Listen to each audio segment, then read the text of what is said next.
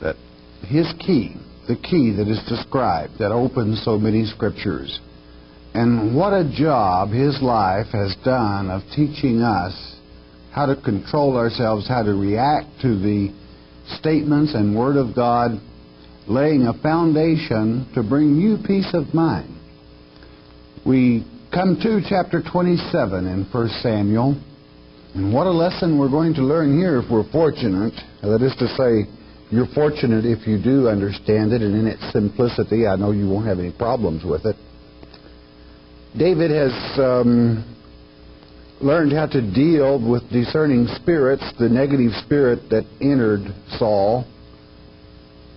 And he learned how he should not lose his temper or murder a bunch of people in a rage of temper.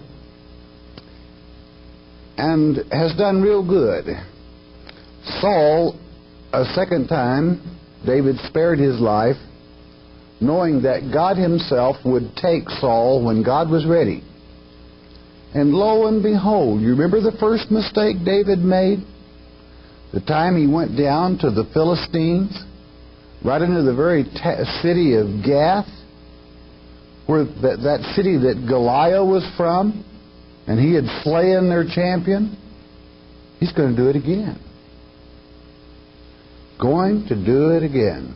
Let's read this 27th chapter and the first verse as we ask a word of wisdom from our Father that we be able to absorb that He would have us know from this word. So with that groundwork having been laid, 27 verse 1, 1 Samuel.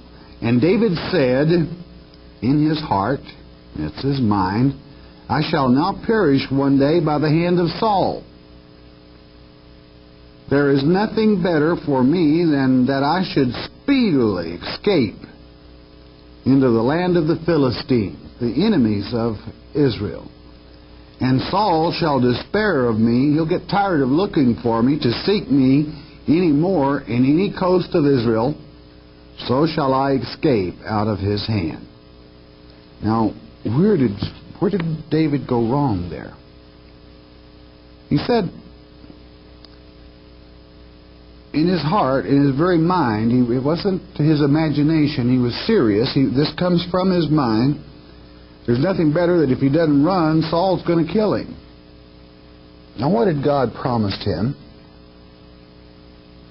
God had promised him and had already anointed him through Samuel, who is now dead, that he would be the next king of Israel. Understand, God made the statement, you will replace Saul. And from David's mind, he's saying, if I don't run, Saul will kill me. Now, it is true that we're supposed to use common sense, but to go into a heathenistic society, to the enemy of Israel, seeking aid, a place void of God, and outside, this is the important thing, and outside the counsel of God. So many people cannot be patient and wait on the Lord. They got to do it themselves.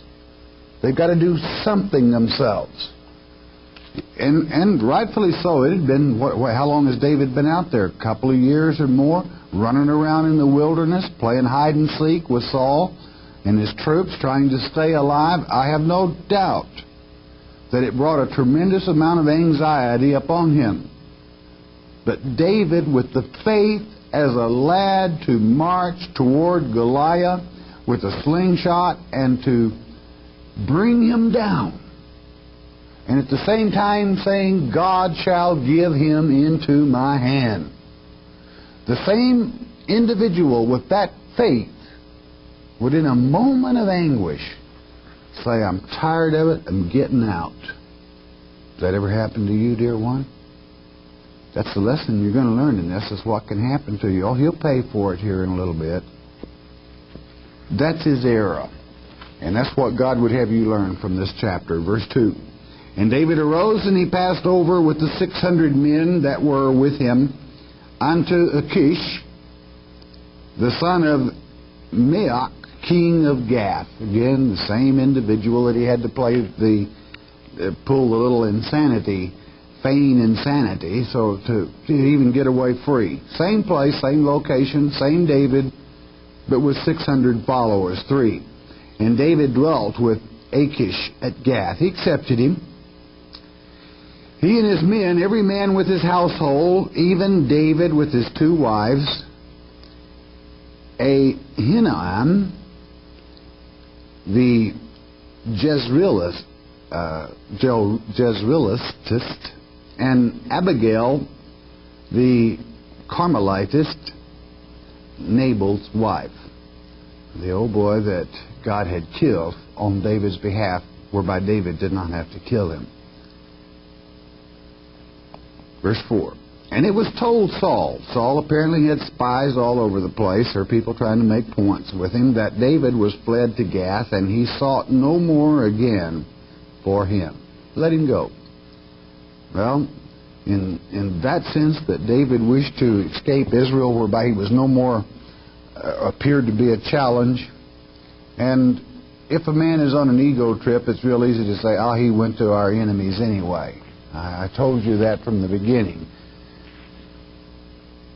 Verse 5, And David said unto Achish, If I have now found grace in thine eyes, let them give me a place in some town in the country, that I may dwell there, for why should thy servant dwell in the royal city with thee?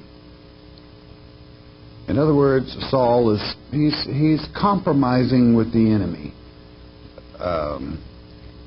6, fraternizing, whatever you wish to call it. Then Achish gave him Ziklag that day, wherefore Ziklag pertaineth unto the kings of Judah unto this day. In other words, what was Ziklag? Ziklag was originally given to Judah, and then it was given to Simeon. And now David of the Judaic line takes it back again.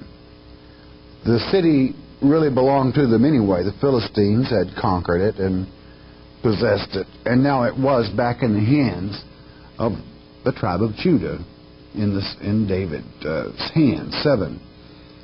And the time that David dwelt in the country of the Philistines was a full year and 4 months. Pretty good little haul. I suppose, in a way, he found peace there. But don't ever turn away from God and God's Word. If God has placed you in charge of a group of people such as Israel, don't abandon them and go to the enemy. The following could happen to you. Verse 8. And David and his men went up and invaded the Geshurites and the Jezrites and the Amalekites, for these nations were of old the inhabitants of the land, as thou goest to Shur, even unto the land of Egypt.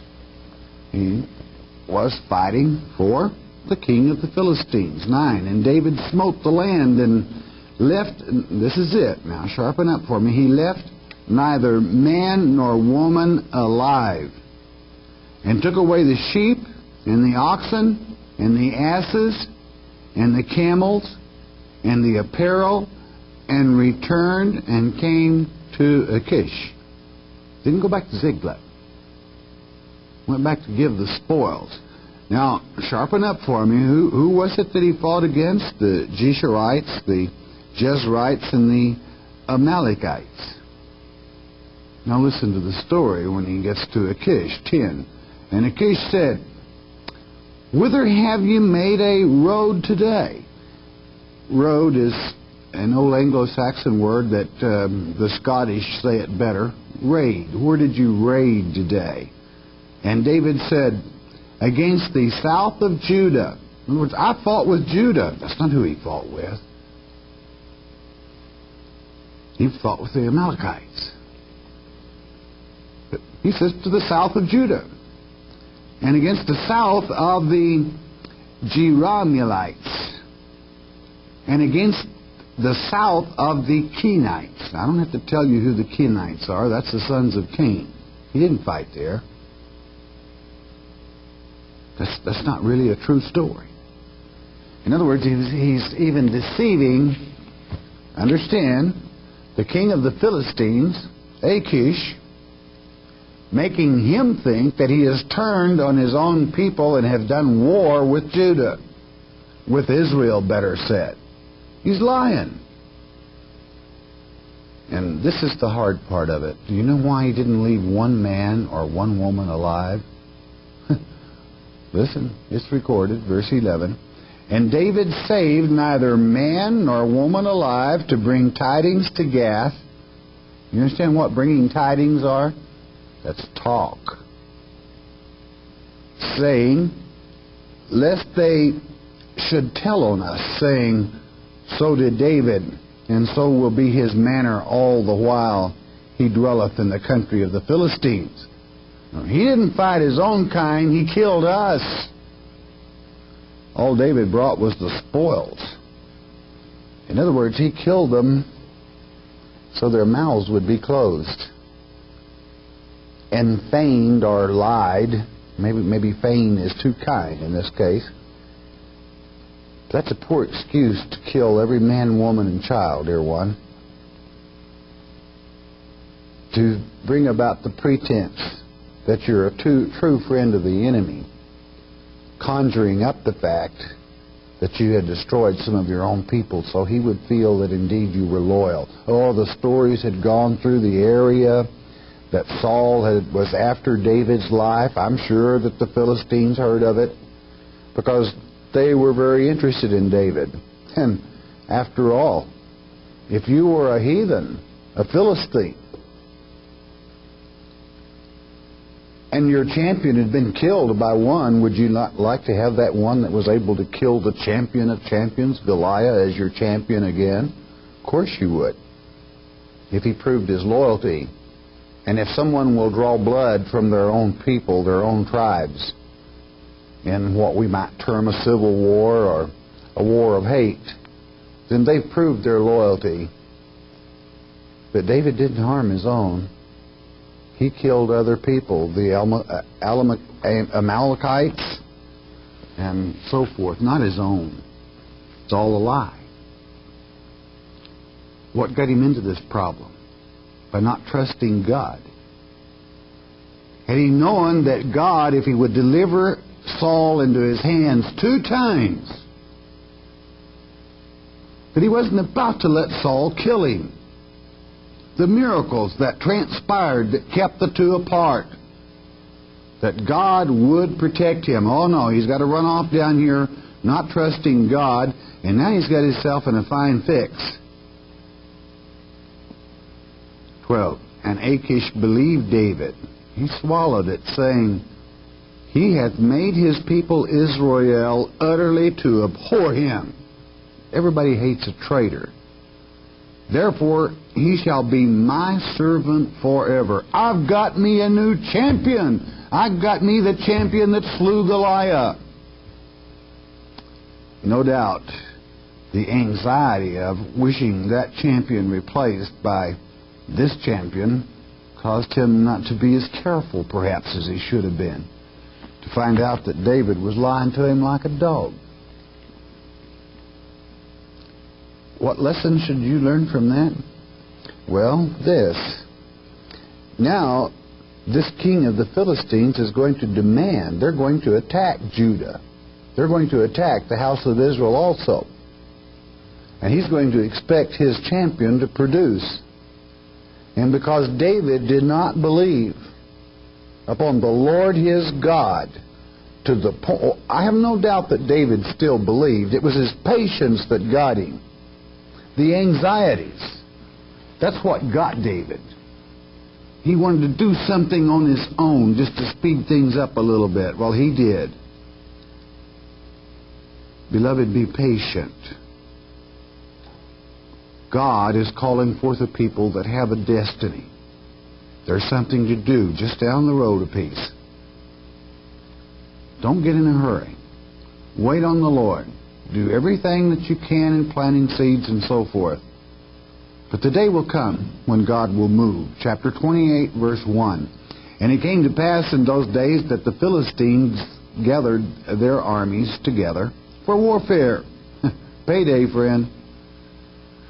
To fight with Israel. And Achish said unto David, Know thou assuredly that thou shalt go out with me to battle, thou and thy men. You're going to get to go out and kill your own now, David, right beside me where I can observe it. And David said to Achish, Surely thou shalt know what thy servant can do. And Achish said to David, Therefore will I make thee keeper of mine head forever. Well, old Achish is putting his head in hands that are not loyal to him, all right? But David is living a lie. And again, he killed some people without the law actually backing him up, okay? He kind of took things into his own hand. Therefore, see what a mess he's got himself into. Because God had already promised him, I will give Saul into your hand. That is to say, I will take care of it myself, David. Okay, meanwhile, back at the ranch, verse 3. Now Samuel was dead, and all Israel had lamented him, and buried him in Ramah, even in his own city. And Saul had put away those that had familiar spirits and the wizards out of the land. This, no doubt, was going back to his better days when he really served God. What are familiar spirits? This term, as it is used here in the Hebrew, means spirits that pretend to be the dead. That is to say, someone that has passed away. A spirit is familiar to you because they will conjure up and appear to be someone that's very close to you. And what's a wizard? That's one that's enlightened, but enlightened with evil spirits. Do you know how reincarnation started? By these familiar spirits. You see, reincarnation in reality is an abomination before God. It is given that everyone shall die one and one time only in the flesh. Incarnate, yes, a soul is placed into each flesh body, each embryo. But one time only. And these familiar spirits, they tried to conjure up, and of course they were evil spirits, and they usually knew the people that they were pretending to be, maybe better than some of them knew themselves. That's why that reincarnation works, because people cannot discern spirits. And when someone says, I was some other person 400 years ago, it simply means that one of these familiar spirits inhabited that same person. But friend, that person is dead and gone. The one 400 years ago is already back with the Father. I just thought I'd throw that in as we passed. Beware of people that teach familiar spirits. Verse 4. And the Philistines gathered themselves together and came and pitched in Shunem. And Saul gathered all Israel together. And they pitched in Gilboa. And when Saul saw the host of the Philistines, host meaning the multitudes, he was afraid. And his heart greatly trembled. Now, you're down near Hebron here. You're down near Mount Tabor. And if you were to go to that place today and look out over that great valley between these two, you would find where this battle was, and very near the general direction of the battle with poor old David and Goliath before, and even on down to these last few centuries when even Napoleon fought the Battle of Mount Tabor in this same field. Same field. And you know something else? Within this same area is Megiddo, where that last and that final great battle will be fought. I say that because I think it's important that you understand and locate yourself to understand how important the type is set forth here within this battle. Verse 6 as we continue on. And when Saul inquired of the Lord the Lord answered him not, neither by dreams, nor by Urim, nor by prophets. When Saul reached out and rent the mantle of Samuel, God left him. He has had commerce with evil spirits and enjoyed it. There comes a time, and this time for him, when he was chosen as a leader, to have God's help was past. God would not hear him. 7. And then said Saul unto his servants, Seek me a woman that hath a familiar spirit, that I may go to her and inquire of her.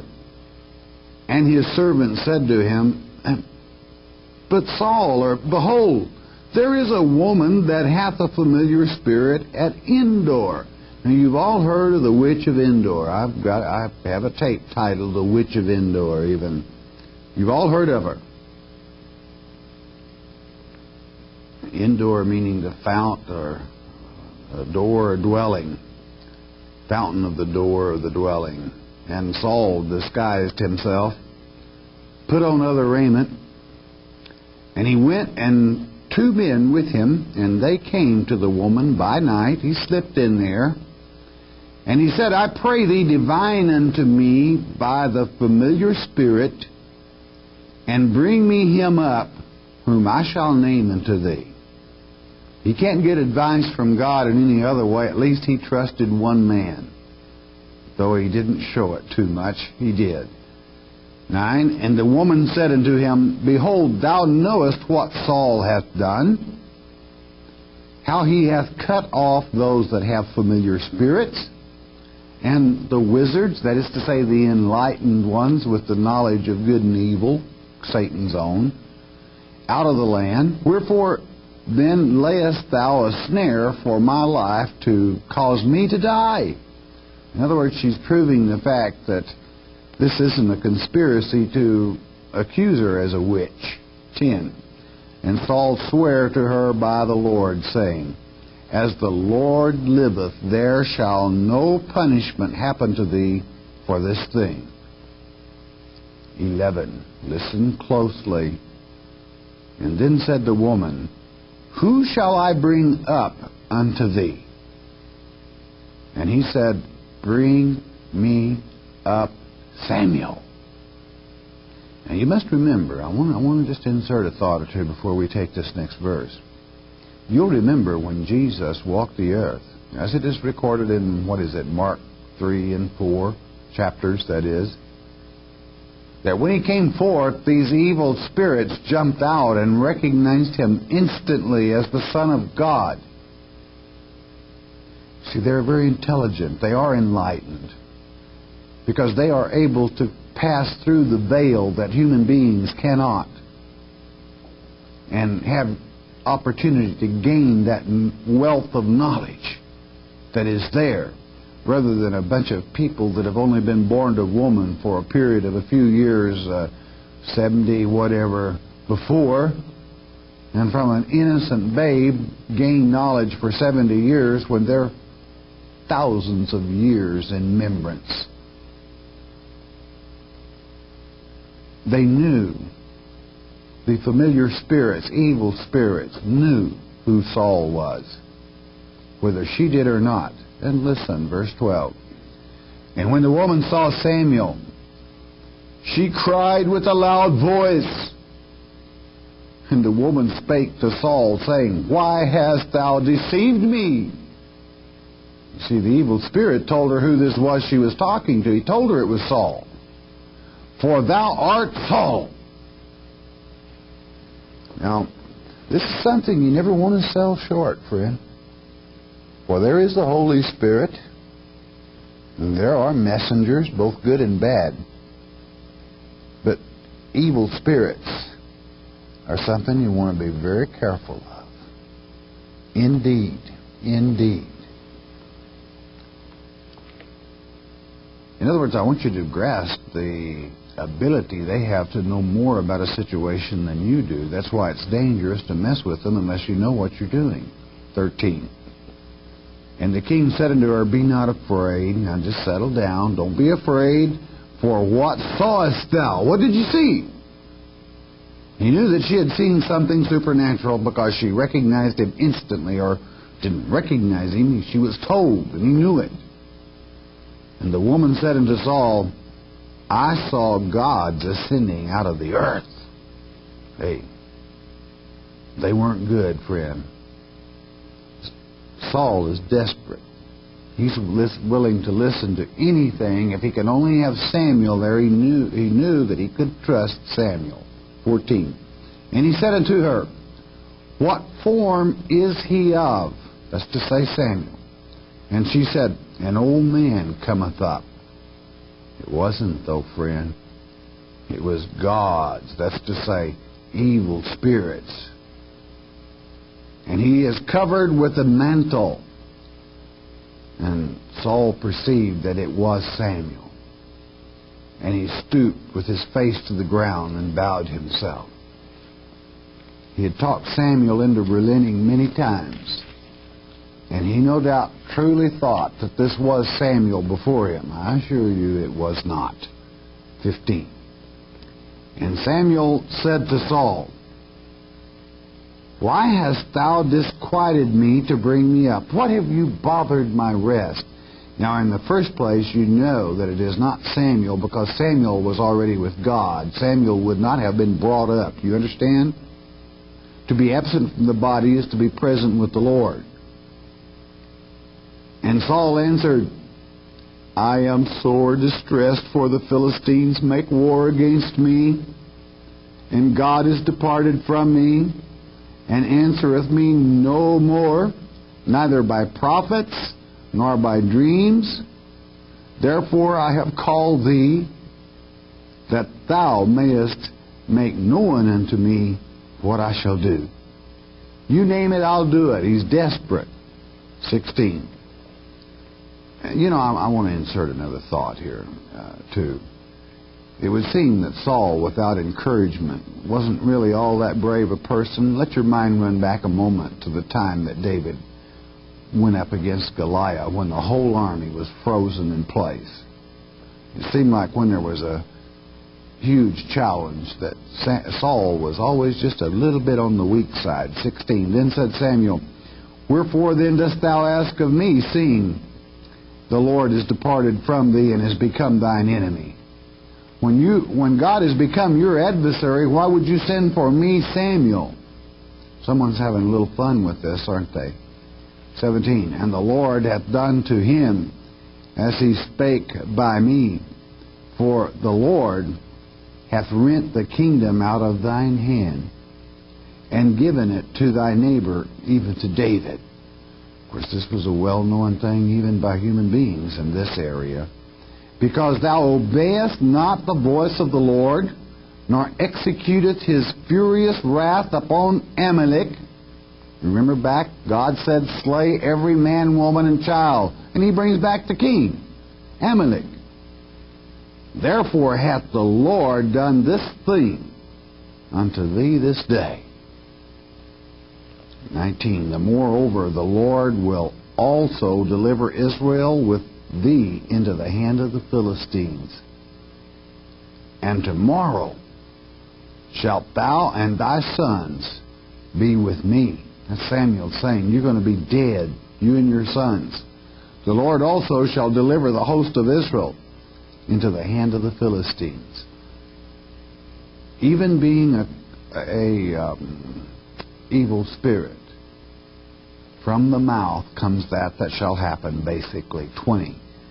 And then Saul fell straightway all along on the earth. He passed out instantly and was sore afraid because of the words of Samuel. And there was no strength in him, for he had eaten no bread all the day, nor all the night. He was scared to death. His appetite was gone.